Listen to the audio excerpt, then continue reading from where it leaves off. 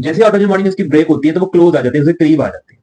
करीब आने की वजह से उनके दरमियान जो उनका जो वॉल्यूम है वो कम हो जाता है। तो जब वॉल्यूम कम हो जाएगा तो इसका मतलब ये है कि उनकी डेंसिटी बढ़ जाएगी, क्योंकि वॉल्यूम इनवर्सली प्रोपोर्शनल है डेंसिटी। अगर वॉल्यूम ज्यादा होगा तो डेंसिटी कम होगी, अगर वॉल्यूम कम होगा तो डेंसिटी ज्यादा होगी। तो इन दैट केस में हाइड्रोजन बॉन्डिंग के ब्रेक होने की वजह से उनका जो वॉल्यूम है वो कम हो जाता है। तो जब वॉल्यूम कम हो जाता है तो उनकी डेंसिटी ज्यादा हो जाती है।